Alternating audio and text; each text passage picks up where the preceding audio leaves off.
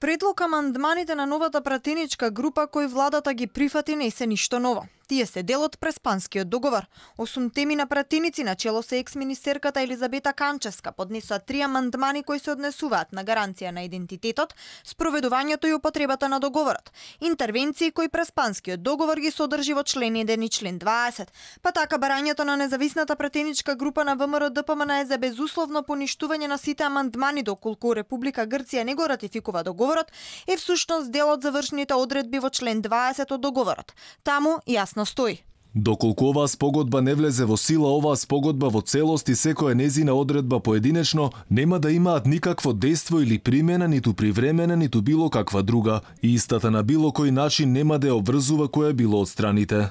Предлогот пак за постепена промена на името Република Северна Македонија за внатрешна употреба, со кој 8 теми на пратеници бараат документите за внатрешна употреба да се менуваат со отворањето на секое поглавје во преговорите со Европската Унија и да бидат финализирани во рок од 5 години, се всушност напишани уште на самиот почеток во договорот, во член 1 став 10. Таму пишува дека страните Македонија и Грција се согласни да имаат 2 преодни периода, технички и политички. Токму во политичкиот дел стои ова барање на независната пратеничка група на ВМРО.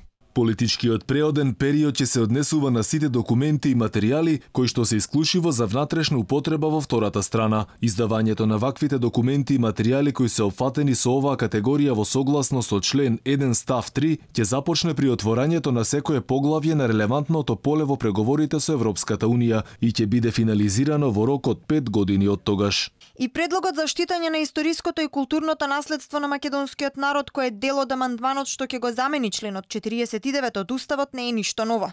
Барањето Републиката да го негува наследството и да ги штити правата и интересите на своите државјани кои живеат или престојуваат во странство, а во исто време да не се меша во внатрешните работи на други држави е дел од договорот од Нивици.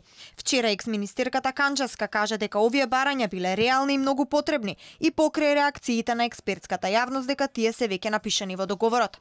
Во меѓувреме седницата на која ќе се усвојуваат амандманите веќе е закажана за 1 декември, а претходно измените треба да го поминат и комисискиот филтер. Конечната одлука за усвојување на амандманите ќе се носи со двотретинско мнозинство или најмалку 80 гласа, додека за преамбулата е потребно и бадентерово мнозинство.